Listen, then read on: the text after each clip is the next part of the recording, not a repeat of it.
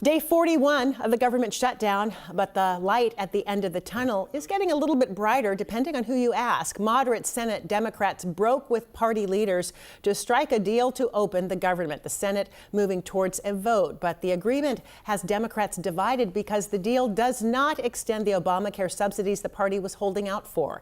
It does bring some relief for SNAP recipients and federal employees who lost their jobs during the shutdown. And while House Speaker Mike Johnson has not promised to bring a vote on the Affordable Care Act subsidies, Democrats say that the fight is far from over. Joining us now is Democratic Congressman Adam Smith, ranking member of the House Armed Services Committee and a representative for Washington's 9th District. Thanks for being with us. We appreciate it. Well, thank you for having me. I appreciate it. First, let's just get your reaction on this deal that has been made in the Senate, even though it does not hold out for what Democrats have been wanting for, the extension of these subsidies. Well, I'm disappointed because I think the issues that we were fighting on were really important. I think we were fighting on them effectively. You know, health care for the American people, the fact that the subsidies going away is going to knock millions of people off of health insurance, drive up the costs. I thought that was a really important issue. I think also highlighting that Donald Trump isn't interested in helping the American people, that he was getting rid of the SNAP, he was doing everything in his power not to give food to hungry people. So I thought we were on winning ground, at least from a messaging standpoint. But I will say, look, the shutdown was having a profound impact. You know, federal employees not getting paid. Many were struggling to pay their rent, pay their mortgages. We've seen the impacts at the airport, obviously the holdup on the SNAP benefits. So I understand what the Senate did. And also I want people to understand the idea that if we just held out for another week or two, this would have forced the Republicans to actually care about health care. I mean, we fought for, they made it pretty clear that they weren't going to do that. So no, I'm not going to vote for this deal. I think we should hold out and keep fighting. But I think we should also recognize what has been accomplished in terms of focusing on the right issues and, frankly, exposing Donald Trump, Mike Johnson, and the House Republicans for how callous they are towards issues that are really important to the American people. I heard one voter on one of the national news programs this morning described as sort of a pinky swear, thinking that the Democrats caved and should have held out longer. Do you disagree with that? Well, I think that's the wrong way of looking at it, because if that is your way of looking at it, then it implies that if we had held out longer, then we would have gotten something substantive out of Donald Trump and the Republican Party. And again, I think after 40 days, they made it very clear that they did not care and they weren't going to do anything on the issue. Now, I think the issue is important enough that we should have kept fighting.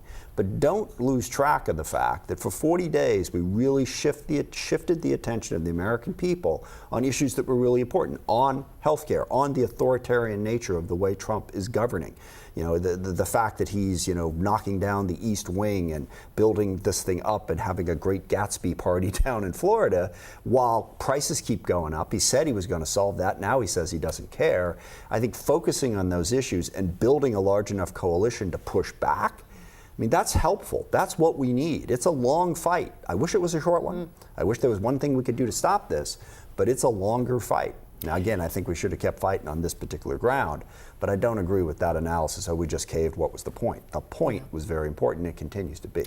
I want to talk about the strikes in the Pacific. There have been 19 so far. 75 people have been killed. I know you were briefed last week. Did you get any evidence about these boats that have been targeted or the people who have died? Any evidence suggesting that they were legitimate? Well, yeah, legitimate in the sense that in all likelihood, these were people trafficking cocaine. Okay, that was probably the case. But they have still not they've not shown us their work, which they typically do for the House Armed Services Committee. As the ranking member, that's why I get the brief, or the Intel Committee. They haven't given us the data that shows why these particular people, these particular boats were so key to it. And furthermore, even if what they said was true, these boats were primarily heading to Europe, and it's cocaine, not fentanyl. And how does striking these boats significantly blunt what's going on in the U.S. in terms of a drug problem?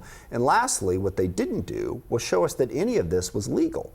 To use lethal... That was my next question. Is it legal? Lethal kinetic strikes on drug dealers. Basically, Donald Trump has decided the death penalty for drug dealing, and he's the judge, jury, and executioner.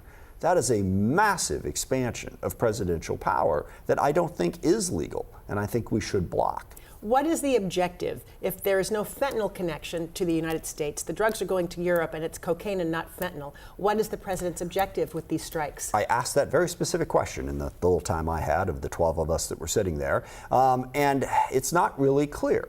They would say broadly their objective is you have these narco-terrorist groups, which are a huge problem, no doubt about it, not just the drugs. They do human trafficking, they're destabilizing governments. What they didn't show is how blowing up a few boats in international waters in Latin America is going to significantly alter that problem. And then you've got the illegality part, but they would say it is to weaken these narco-terrorist groups. But there's very little evidence that this is going to have that effect. I keep hearing rumblings of pushing for a regime change in Venezuela, potentially even putting American boots on the ground there.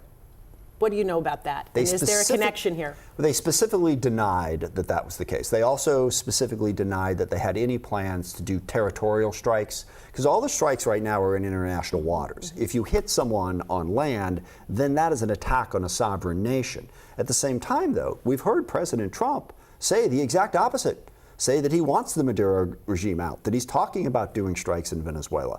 So what we were told, and it was Secretary Hegseth and Secretary Rubio who briefed us, was, oh, no, no, no, no. What you're hearing from Trump is different. And to have that type of mixed message, spending this amount of money, killing people without a clear objective, I don't think that is the policy the United States should be doing. And Congress has not stopped them from doing that, even though there have been votes on this very thing.